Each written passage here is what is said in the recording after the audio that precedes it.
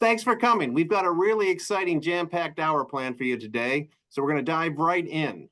I'm Dave Slattery. I'm the Deputy Director of Mass Cultural Council. We are your independent state arts agency. We're charged with bolstering the Commonwealth's creative and cultural sector. And I'm really excited to welcome you here today for our Spotlight series. This is a new webinar series we've launched this year to curate information and build awareness about opportunities and resources that may be of interest to our sector. This month, our third in the series, we're excited to be joined by the Small Business Administration and their area partners to talk about resources they offer that might be of interest to you, your organization, as a small business. And just for a minute to say, and it's important for us to notice that you as a nonprofit cultural organization or even as a sole proprietor artist are a small business. So we encourage you to take heed and listen to their wise counsel. So we're so glad you have this esteemed group with us here today, and I'm looking forward to hearing more from them in just a minute. But before we get started, I wanted to plug the next two Spotlight webinars we have coming up. On November 22nd, we'll be joined by the Mass Growth Capital Corporation. And on December 6th, we'll have our friends at Open Door Arts on to talk about their new accessibility self-assessment tool for cultural organizations. More about both of those upcoming sessions can be found on our website, www.massculturalcouncil.org, and then navigating to the agency dates under the news menu. We'll also post the link in the chat in just a moment. And last, before I turn it over, I just want to review a few housekeeping notes. This webinar is being recorded and will be posted to our YouTube channel in the coming days. Auto-generated captions are turned on and active for anyone who would like to utilize that service. You'll find the button to turn that on at the bottom of your screen. Finally, we ask that if you do have any questions throughout the course of the webinar, please use the Q&A feature rather than the chat. We find that things can often get lost if they're in the chat, so the Q&A feature will help us try to get to all the questions. Okay, now please let me welcome the team from the Small Business Administration who is here with us today, and I believe I'm turning it over to Norman. Thank you. Thank you, David, and special thanks to Christian Kelly and the Mass Cultural Council for putting this Spotlight series together. It's a great platform for us to share vital information that you may be able to use in the future. What I'd like to do is just introduce you to SBA and some of our partners. First off, my name is Norman Eng, Public Affairs Specialist for the SBA Massachusetts District Office. I handle communications, special events, media, including success stories that I write, and also National Small Business Week, which is our signature event. I'm going to share my screen and give you a brief overview of what we do. Those of you that aren't familiar with us, after this session, hopefully you'll understand better some of the programs and services that the SBA offers and also some of our close partners. So the SBA has been around since 1953. We are the only go-to resource and voice for small businesses backed by the strength of the federal government. And what we do is make the American dream of business ownership a reality. And the way we do that is empower entrepreneurs and small business owners with resources and support to start and grow. Here's the 4 areas of support for your success. As the go-to resource, we offer free business counseling. Today, you're going to meet a couple of business counseling and advising partners that you can access free of charge. We offer access to capital through SBA guaranteed business loans, as well as disaster loans. Those of you that endured COVID pandemic, you may have accessed the Paycheck Protection Program or the Economic Injury Disaster Loan. And so these are the programs that supported recovery and throughout the years through our lending programs. There's also opportunities to sell products and services to federal government agencies through government contracting programs. You get certified and market your programs and services to federal government agencies. Please visit our website, sba.gov/MA for Massachusetts. There you'll find a office directory of all the folks in my office that can help you. We do have a satellite office in Springfield, Massachusetts, over Western Mass, as well as next to the TD Garden in the Tip O'Neill building at 10 Causeway Street. There's a learning center that you can access to understand a lot of different business topics. So check out our learning center where you can understand different legal requirements, financing options, or even how to write a business plan. Here is some of the partners within our resource partner network who are on today that you'll meet a little later on, including a Veterans Business Outreach Center for any veterans that are out there. There is a specific service just for you.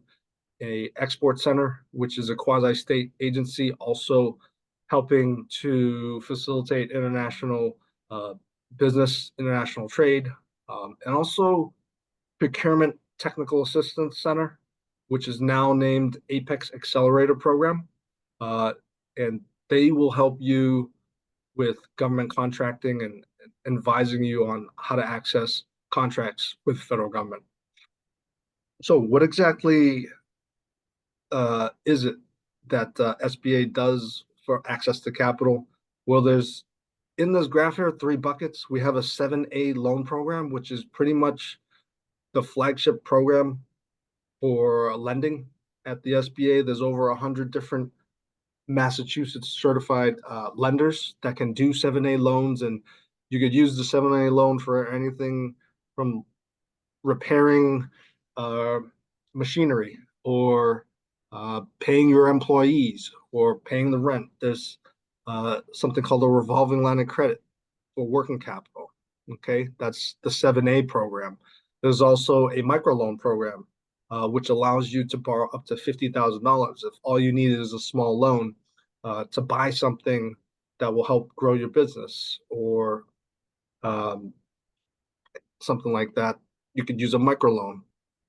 We also have a SBA 504 loan, which is an economic development loan that will help you buy machinery, real estate, or equipment.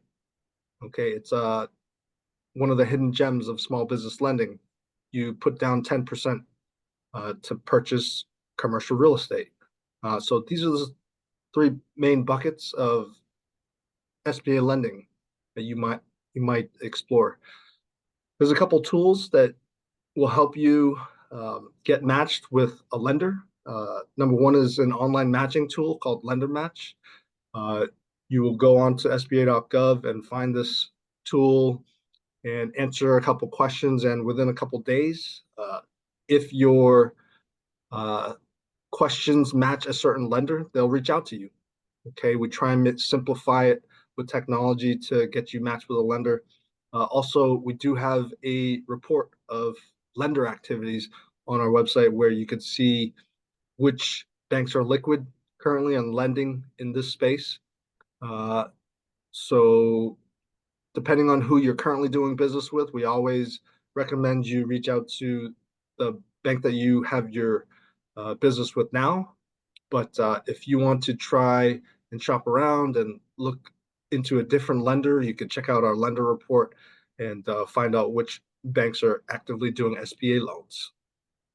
There's also a program called SBIC where you can get capital, either debt or equity based, from private investors. And this is something where on our website, there's a list of different SBICs, and they tend to lend in specific areas and specific territories. So you would have to reach out to them and find out if that's something that would be a good match or not. There are certain grants for small businesses and other organizations that SBA provides awards to, including something called the Small Business Investment Research Grant, which is actually considered an award, and it's non-dilutive funding. You could learn more at sbair.gov.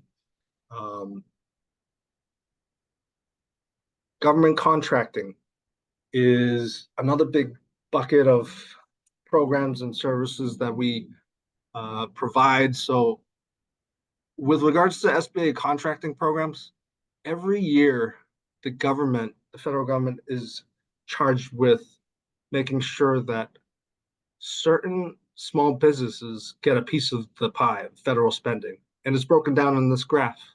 We want to make sure that the federal government buys goods and services from small businesses, women-owned, certified businesses that are in specific economically and financially distressed zones called hub zones, and also veteran-owned businesses. And we have a program called the 8A Business Development Program, which is a 9-year program. And we encourage all of you to explore these certifications and find out if you have something to sell to the federal government. If you're interested in exploring, I would go to sba.gov/contracting and find out if you're eligible. Every month in out of my office, we do offer webinars from business development specialists in our office, including Susan Laurie and also Tyrone Williams, who works specifically on the government contracting program. Reach out to us, attend one of our webinars, and find out if this is something for you. International trade and exporting. We do have a state partner in the Mass Export Center, which provides technical assistance and assistance with connecting to different resources and that help with international trade. Disaster assistance loans. So whenever there's a disaster like a declared flood or earthquake, we do become a lender. And you saw that during COVID when we lend directly. That's it for me. Here's our contact information. If there's anybody out there who would like more information on anything, my email's always on. My email's right here. Please reach out to me. I'm here to serve you all, and glad to be a part of today's spotlight session. Next, I'd like to hand it over to the wonderful Burley Narcisse. Did I say that correctly? Narcisse, who is the director of the Center for Women and Enterprise based in Boston. Burley? Yes. Thank you so much, Norm. Let me just share my screen so I can get started. Okay. All right. So yeah, my name is Burley Narcisse. I'm the director at the Center for Women in Enterprise, our Eastern Massachusetts Women's Business Center. I also like to share, with people who I meet that I'm also a business owner. I own a digital media and events company that I founded back in 2016. And that company focuses on empowering women and also giving visibility to creative entrepreneurs. So the work that I do at CWE is very important to me, and I'm really passionate about it for many reasons, but also because I'm an entrepreneur myself. So at CWE, we say that we lift up the women who lift up the world.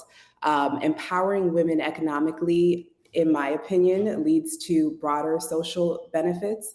And so we really want to make sure that we're supporting women through education, resources, networking events. It makes a significant contribution to our communities. And I always say that it spans out to not just the women entrepreneurs that we're serving, but their families and our economy. So CWE has also done some advocacy work, and I'll get into more of our offerings, but we also do some advocacy work in addition to some of the other things that we do. And so last year, for instance, we were at Washington, D.C., walked to a hearing on Capitol Hill where we talked about pathways to women entrepreneurship and some of the barriers that women face. So in addition to some of the programs that we offer, we advocate for women as well. So we really stand by this slogan. So getting into who we are and what we do, as Norm mentioned, we are a resource partner of the SBA. We are a small business technical assistance provider, so we offer a number of programs and workshops around a variety of topics. So we cover almost anything that you could think of. So marketing, legal, business planning, finance, business strategy. We have a number of workshops that cover those topics to help women business owners. And although we have a focus on women entrepreneurs, we are an inclusive organization. And so we don't turn anyone away. However you identify, whoever you are, the Center for Women in Enterprise can still help you and will still welcome you into our community. If you are a business who is kind of, just in the idea phase and you don't know what you want to do yet, if you're in the startup phase, growth, even if you're a business who's looking to strategically exit or come up with a succession plan on how you're going to, pass this business on to somebody else, CWE will help you at every stage of that. And we have workshops and programs that are tailored to each of those stages, each of the entrepreneurs in those stages. At the Center for Women in Enterprise, we are what's considered a women's business center. So within CWE, we house 5 women business centers. That's Vermont, New Hampshire, Rhode Island, and then more specific to our series today, Central Massachusetts, and myself and my program manager who are in Eastern Massachusetts, which serves Greater Boston and then spans out a little bit. Some of the workshops that I mentioned, the marketing and all that is one of the things that we offer. In addition to that, one of my favorite offerings is our one-on-one counseling. And the reason why this is a favorite of mine, as I mentioned, being an entrepreneur myself, especially when I was starting my business, there were times where I wish I could just, have a quick consult with somebody and ask them a question specific to my business needs and have them give me tailored guidance. And that's not always feasible, especially if you're a startup and you don't necessarily have the funds to pay $50, $100 an hour to meet with an expert. And so one of the things that I think we do and we do well is we connect our clients with consultants who can help them go over some of their business needs, and we completely cover the cost of that. So there's no cost to you. We set that up for you, and you get the answers that you need for your business.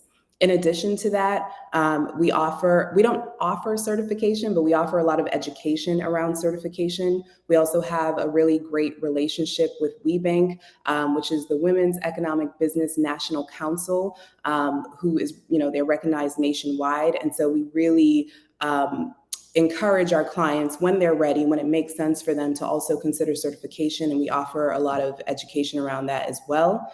And then lastly, one of my favorites is our networking events. During COVID, we moved everything over digitally. And so one of my goals in Eastern Massachusetts, I've been with CWE now for almost 2 years.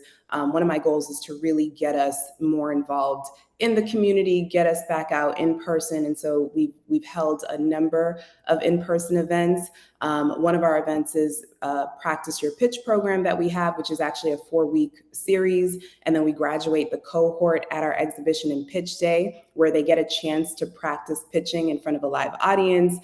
We bring in some experts, some resource partners to give them some constructive feedback so that they can refine their pitching and selling strategies or conversations as well. Another program that we offer in person is our monthly support group for women business owners. And if any of you guys end up being a client and getting to know me specifically in Eastern Massachusetts, I like to have fun. I think sometimes we take the fun out of business. And when we think back to when we first had this idea and launched it, there was a lot of fun and excitement, even in that, strategic process. And so with our in-person support groups, there's music, there's dancing, there's great conversation. We had one last week. We had the City of Boston, we had Eastern Bank, M&T Bank, JP Morgan Chase. So we also have experts in the community there, but we have our clients there as well. Obviously, so that they can ask questions, but have a good time connecting and supporting one another. All right, and so I wanted to also quickly go over some of our impact. So we've been around since 1995. Next year we'll be celebrating 30 years. We have trained over 69,000 clients. We've helped support the jobs and job creation for over 61,000 clients, and then we've helped entrepreneurs generate 1.8 billion in wages. Our client demographic, again, there's a focus on women, 68% low to moderate income, 42% people of color, 7% disabled, which we're trying to get those numbers up. I'm actually working on a partnership with an organization to really make sure that we're addressing the needs of our members who are identifying as disabled. Our impact on participants, so 34 businesses have started, and that 34% is based off of that 60,000 number that I shared.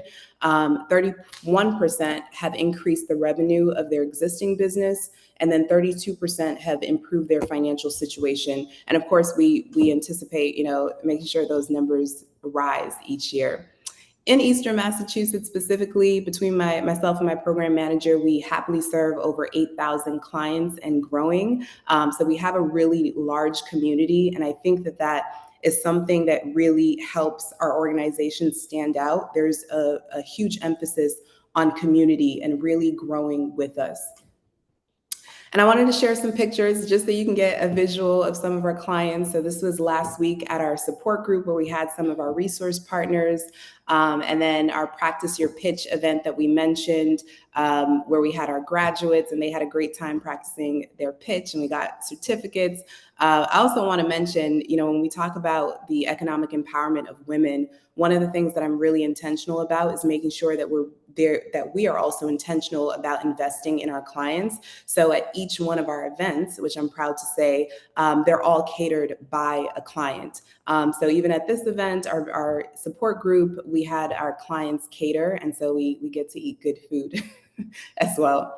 And then lastly, to get started with us, if you want to take a screenshot of this or whatever is most convenient, you would first have to sign up as a client with us.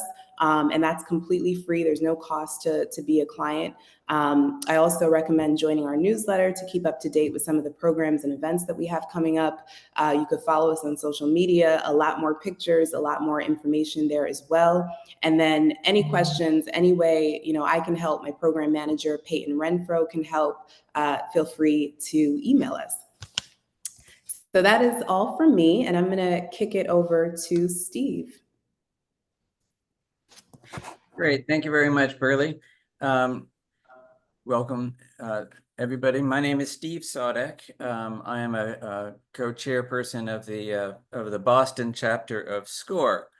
So let me just give a quick overview of what we do. I'm also going to share my screen here. So let's see.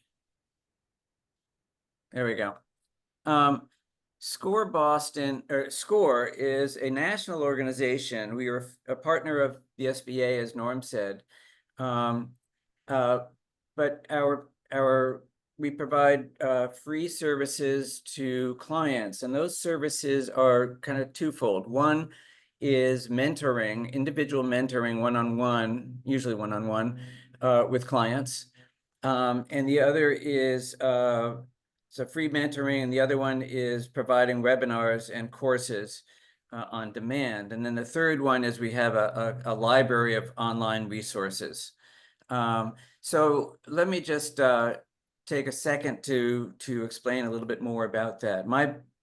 To back up for a moment, my background is I actually am on the board and a treasurer for an organization that has received a lot of assistance from the MCC. So I have some understanding of how the council works and some of the issues that you might be facing. What SCORE provides is we have 80 mentors who are all volunteers. We provide pro bono advice to organizations of all types. Many of them are for-profit, and many of them are not-for-profit. And I've worked with some who've sort of gone from one category to the other. our general thought is that for-profit, or that not-for-profit is a tax status, but not a business model. We may not be in it for the money, but you kind of need money in order to do much of anything, as you all know. So a lot of our clients come to us through score.org /Boston. I'll put that on the I put that on the chat. So they come to us and we have an introductory meeting, usually one-on-one, maybe two-on-one with the client. And then many of our mentors keep working with that client, or we might get them working with one of our other mentors who's a specialist in a particular area. So we have specialists in business, in marketing, in legal issues and contracts, in HR and personnel issues, and so on. It's just a wide range of specialties.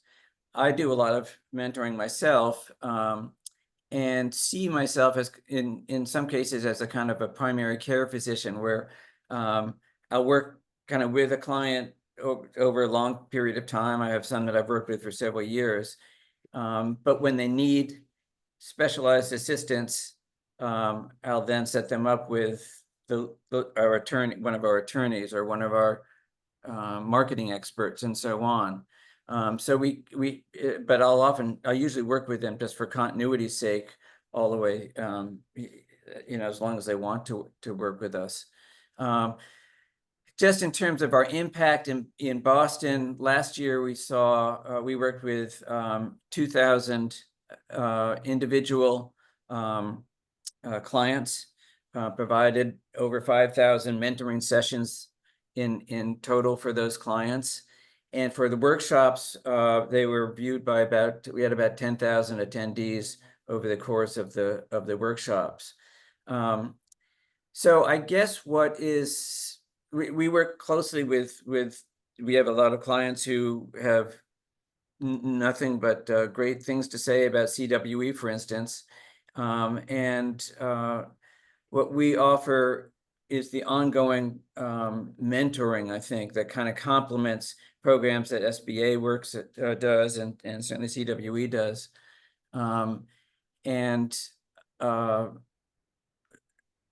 I guess that's about it. Let me just check my notes for 1 second. I don't have more of a screen show.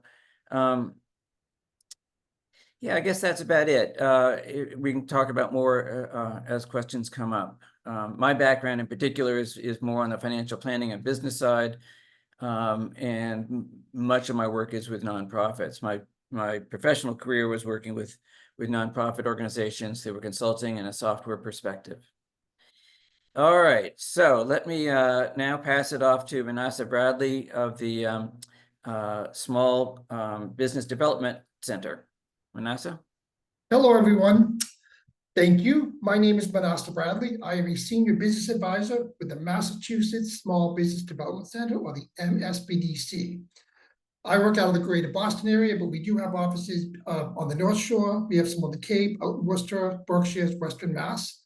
We are a very small but highly focused business advising organization funded by the SBA, the Commonwealth of Massachusetts, and we're all affiliated with a university. So I'm affiliated with UMass Amherst, Eisenberg School of Management, and I technically work out of the Mount Ida campus in Newton. Most of our advising hours are done through, they're all virtual, but we do meet people in person as well. We work with everyone from the butcher, baker, candlestick maker, all the way up to people coming out of MIT and Harvard in the quantum mechanics, AI space. We're working with artists through the Artist Asylum. And we, unlike SCORE, we don't have, 80 advisors. We just have 2 or 3 in each office. We don't have a lot of trainings like CWE does. And I used to actually teach for CWE. They're a great organization. But we're super hyper-focused on basically acting as your co-pilot. So we're going to walk you through everything that you need to do from the idea, opportunity identification phase, all the way through getting up your LLC, your C Corp started, getting S Corp designation, getting you through your certifications through SDO. We're not going to just talk about them. We're going to actually help you walk you through the SDO certification process. But we are super hyper focused on creating tactical, practical, executable growth plans. We want to help you launch, scale, and grow your business and ultimately create economic impact both for yourself and the Commonwealth and for your local neighborhoods and cities. We work closely with, and I'm always referring people out to CWE and SCORE. A lot of times people think, well, if I'm working with SCORE, then I can't work with anybody else. No, you don't want to do that. You actually want to work with all of us. You know, SCORE, like I have a lot of expertise. I have an MBA in entrepreneurship from Babson College, which is ranked #1 in the world. I've been working in this space for the last 20, 25 years. Prior to this position here in the MSBDC, I ran the Goldman Sachs 10,000 Small Business National Training Program. I've developed curriculum and stuff, but what I don't have is industry expertise. So I usually will have my clients go to SCORE and find a mentor with industry expertise. If individuals need more training, I would send them to CWE for training because they have amazing training. So don't use just one of us. My advice is use all 3 of us. And that'll help you gain the perspective you need to help you make really smart strategic decisions. But we super hyper focused on helping you develop strategic growth plans. When you're ready to get funding, we will make you bankable. We will help you develop a business plan. We will work with you to help you get through the banking process, holding your hand the entire way. In addition to it, having these connections and relationships with local bankers, we actually help you spend the money once you get the money so that you're spending the money wisely. So we are not broad-based like some of the other organizations. We are super hyper-focused, and we're a smaller organization than CWE or SCORE, but our focus is developing strategic, tactical, executable growth plans. And that's it. I don't have much more to say other than that. We welcome you, to sign up for our services. We can put in the chat, our, msbdc.org. Just put in a request for counseling based on your city or town, and you get directed to the right location. And I look forward to meeting you all. So thank you for listening to me, and I'll thank you for putting on this presentation today. Thanks, Manassa. I just threw the MSBDC request for counseling link in the chat, as Thank you mentioned. Now it's time for questions and answers. Q&A portion is always my favorite. Open it up and make it interactive, and hopefully most of you guys still aren't asleep after our talks. But we do have about 25 more minutes at 12:35. If you have something burning or just curious, throw it in the chat. And we do have Christian ready to help read questions. So let's get going on that while we wait. So there was a question about importing in the Q&A. So part of the MSBDC org, we have what is called the Mass Export Center, and they also focus on importing as well. That's right. Christian, are you there? Yeah, so I can read the full question. It's understandable why SBA and MSBDC might want to focus on businesses that are or may want to be exporters, but are the same types of resources and advice available for importing. Yeah, the Yeah, Mass Export Center. Okay, Mass Export Center. Yes, they do also help with importing. Actually, I had a company ask me the same question the other day. And every year in about December, I believe, they have the Export Expo, which is like their signature event. I'd be on the lookout, and make sure you subscribe at mass.gov/export to attend the Export Expo, where you can get connected to all those services like U.S. Commercial Services and other agencies that will help with importing. So we have another question here. Do all of your groups support both for-profit and nonprofit organizations, or just SCORE? So I can say for the Center for Women in Enterprise, we do support both. We have limited information on nonprofit organizations, but one of the things Manassa mentioned that I want to emphasize is that we kind of all utilize one another. So there are often times where I'll recommend clients to SCORE, MSBDC, and so although we don't offer a lot of information about nonprofit organizations, if you do come through our doors, we can point you in the right direction. As for the Mass Small Business Development Center, we typically don't work with nonprofits unless they are selling a product or service to generate income or revenue for their nonprofit. We don't have the expertise to help you identify and apply for grants. That's its own set of expertise that we don't have. But if you had a business sort of aspect where you're generating revenue or selling a product or service to generate revenue for your nonprofit, then we would help you. If I can just clarify one other thing, as I mentioned, yeah, we do work with nonprofits, but we also work with organizations that are, from a tax perspective, for profit, but they want to get grants, and they have some sort of a anyways, they want to get grants, and their mission allows them to get grants that are typically given to nonprofits. And we've helped them connect with a fiscal sponsor in order to get the grant kind of funneling through that to the organization.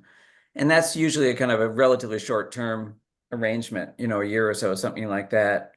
And then if they're going to become nonprofit, then we can help them convert over to that status, that legal situation. Yeah. Thanks to Eric for posting in the chat that the Export Expo will be in January this year. And the SBA also works with nonprofits, in particular the Economic Injury Disaster Loan. If there is a declared disaster, or such as the pandemic, the SBA did also lend to nonprofit organizations. I've got another question here, this one's specifically for Burley, asking if you work with LLCs in Western Mass or only in Eastern Mass. We have someone here who's from Northampton and would love to work with you. Yeah, absolutely. So one of the great things about CWE, although, we have our 5 women's business centers, you can actually come through any center. You'll be a client specifically, in your case, for Central Massachusetts. The director there is Raquel Knight. She also oversees Western Massachusetts there as well. So you would be Raquel's client through that center, but you can utilize any center's resources. Hey, I wanted to actually bring up the topic of certifications and doing business with the government. If there are any small businesses in the artist space here that are interested in exploring, I would recommend you go to our website. Let me share my screen really quick. And I did a little research earlier prior to the program starting, and SBA.gov/federal contracting over here, this area, there's a contracting guide. And I remembered as I was preparing for this webinar today, how I was saying to myself, how can art-based businesses benefit from government contracting? So I just did a little poking around. I remember this market research area, there's a tool called FPDS, Federal Procurement Data System. So I was just poking around just to have something interesting. And when I went to fpds.gov, they have this easy search tool where if you put in a keyword, and I put in art, you can look up all the different contracts with the keyword art in it, right? And see, can artists or art-based companies get a government contract? And there's tons of them. There's thousands of them. So I just put in the keyword art again, and you will find the contracts awarded. And I was just looking through some of the legal business names with the keyword art, the Art Collector, Jackson Art Care. So you have to do some research first, but if you're an arts-based business, chances are the government may buy something from you.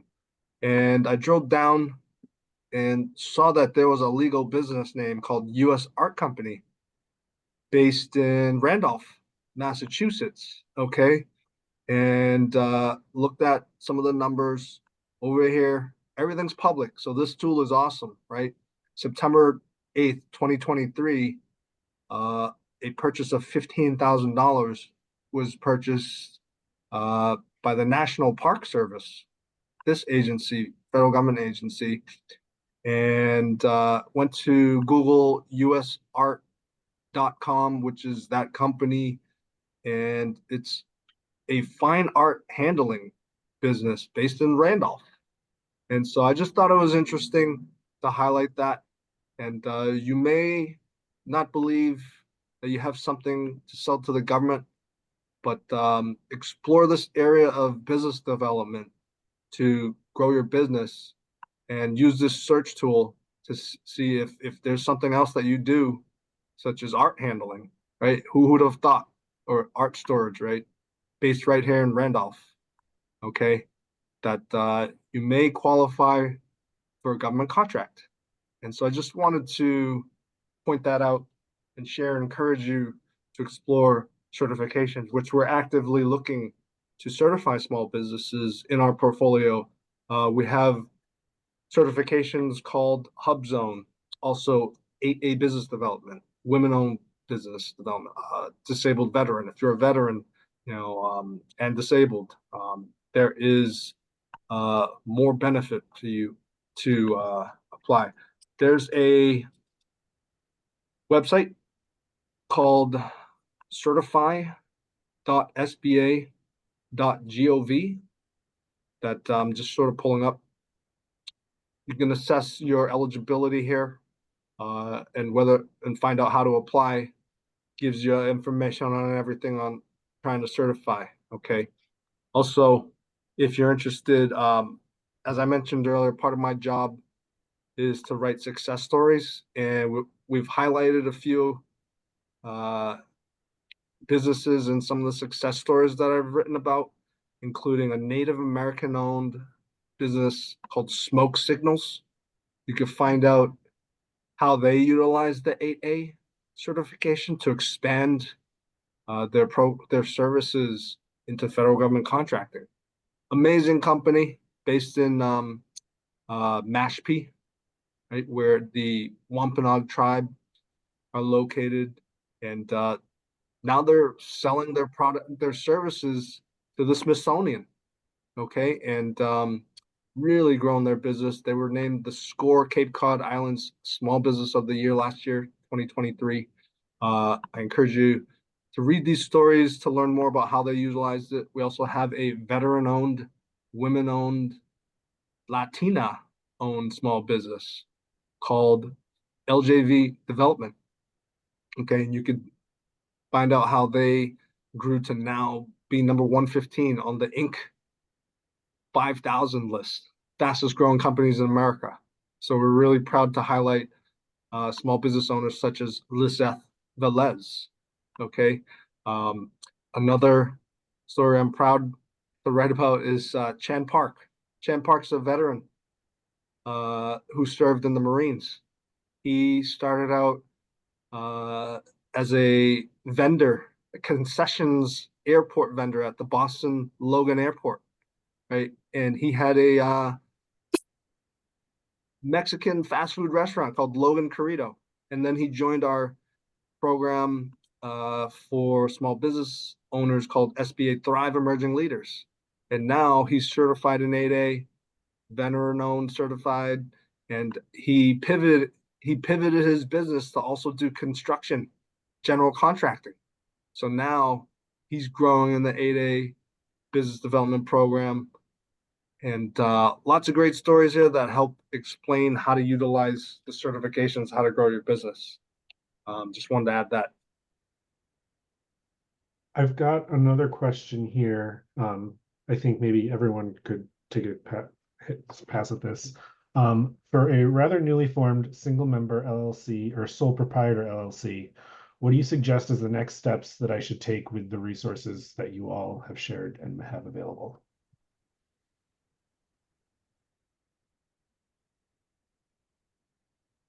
I don't see that. Could you repeat the first part of that question, please? Sure. It's for a rather newly formed single member LLC or sole proprietor LLC. What do you suggest as the next steps I should take with the resources you all have available and have shared? I can speak.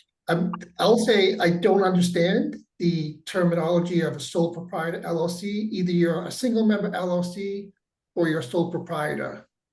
It's one or the other. But I would definitely, if you're newly formed and you want to start really looking at how to capitalize on your opportunity and make this a growing, scalable business, sign up for a session with myself or the director, Deb, and we can sort of walk you through the process and sort of try to understand your idea. We typically want to understand what are the benefits that you want to get out of this business. So you're going to have a cash benefit and a non-cash benefit. So after we understand what your benefits are, we can then determine what size business you need to be and then create a tactical, practical, executable plan for you to take from where you are today, where you want to be in the next 3 to 5 years. So first we got to understand, and we can, do this in a one-on-one discussion, what you mean by sole proprietor LLC, what you think that means, and what a single member LLC is, and then just take it from there.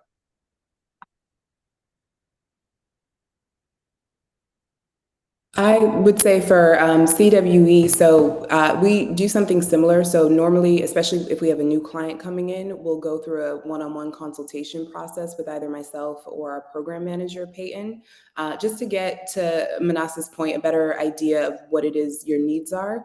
But some of the, I guess, more general things that I can share that we offer is our legal considerations workshop. I think that will give you a good idea of, to Manas's point again, what entity your business is formed under.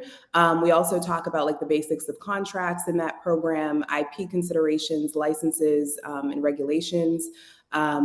There's another great program that we offer, which is our business planning accelerator program. It's a 10-session program, and that explores, if you're a newly founded LLC, it'll explore like market, financial viability of your business. We go over financial projections in that accelerator program.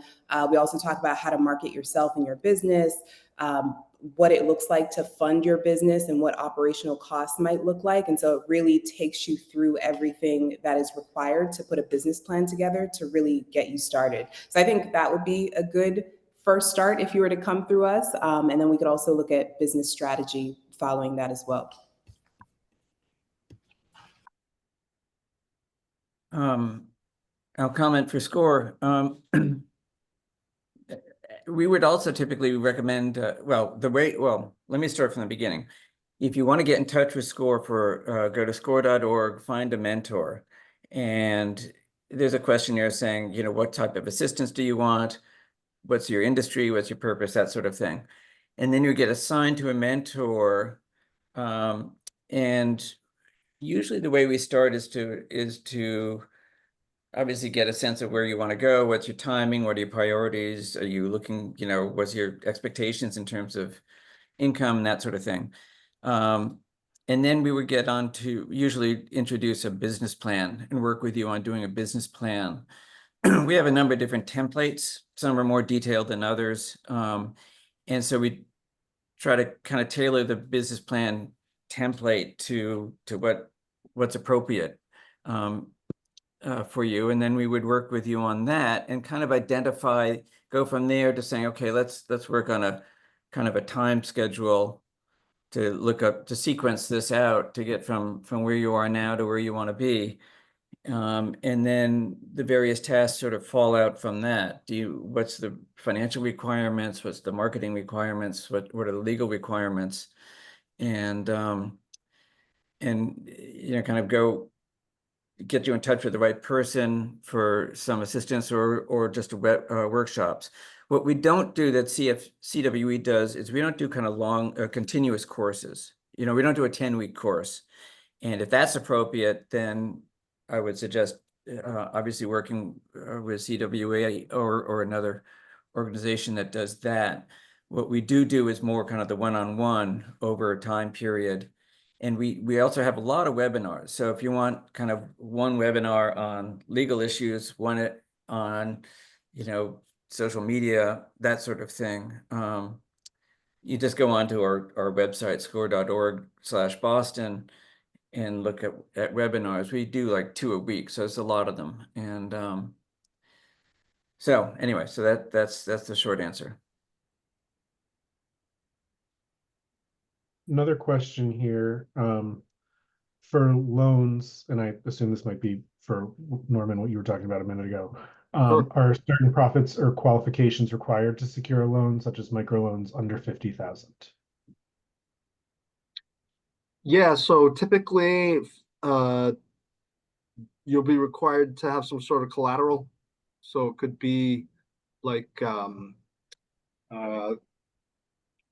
some sort of equipment or something to say that, you know, if you don't pay it back, there's some way for that lender to get the money back, or a personal guarantee also, so that you're pledging to, you know, something of value back in case it defaults.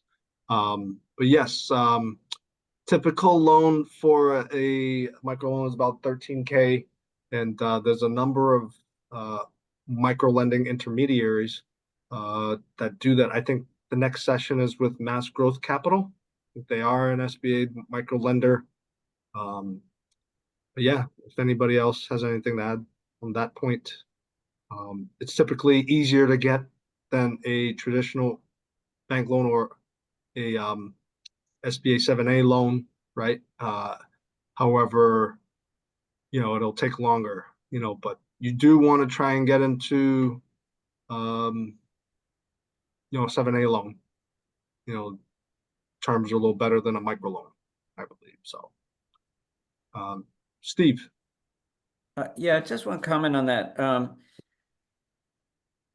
Any loan you get is going to be, the people who are loaning you money want to get paid back, and they want to be sure that they're going to get paid back. And that's where the financial plan or the business plan becomes critical. You know, it's not like getting a mortgage where you're putting your house or your car as collateral.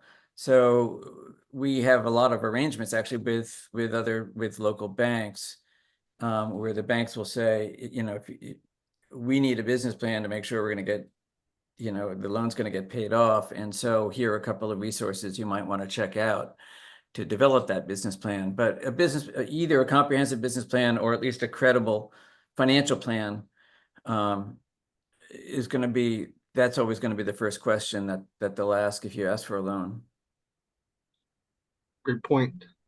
I can answer this too. So at the MSBDC, we're experts in identifying loan resources for you, whether they might be something hyper-local as the Dorchester Bay Economic Development Fund. There's also CDFIs around, actually like nationally, but we focus here in the Boston area. There is microloan lenders like SEED, Southeast Economic Development Corporation. There's economic development agencies within your town or county that can actually help you with microlending. But we will help you identify what the best resource is for you, help you develop a financial forecasting plan that will highlight that you have, you know, free cash flow to pay the banks back. We'll walk you through the bank process. There's going to be a lot of documentation that's required from the bank, whether it be a microlender or any other funding source, so we can help you organize them in a comprehensive and cohesive fashion that makes it easy for the banks to say yes. So definitely reach out to us, and each loan is different and each lender has their own criteria, but they can get creative. And I will say this, you know, there's this myth out there that the banks don't want to give out loans. That's not correct. That's how they make the money. So they do want to, they want to make the loans. And while they do take collateral, the last thing they want to do is for you to default on the loan. and then have to sell your collateral because they're gonna lose money. So what they're really looking for is someone who has a viable business that they can scale, that's gonna generate free cash flow to pay them back. And if you ever have a bank loan or a micro loan and you start to get in trouble, don't hide that from your banker or hide that from CWE or SCORE or the mentors that you're working with, because we can help you with the bankers work through any challenge that you're having and maybe refinance the loan or some credit terms to do something. But the bankers are your best friend. And the one thing that they will do that people don't really talk about when you're looking at, taking on a loan or taking on more debt, sometimes them saying no to you is a good thing because you might have so much debt. Think about debt as being sort of like a brick in a backpack that you're carrying. They may realize or recognize that you can't take out on any more debt. It's just too heavy for it. It's going to crush you. So sometimes not getting a loan is actually a good thing. It doesn't sound that. But the bankers and SCORE and CWE and the MSBDC, we're all here to help you work through this process and get you the right financial product that's right for you to help you scale your business and not crush your business.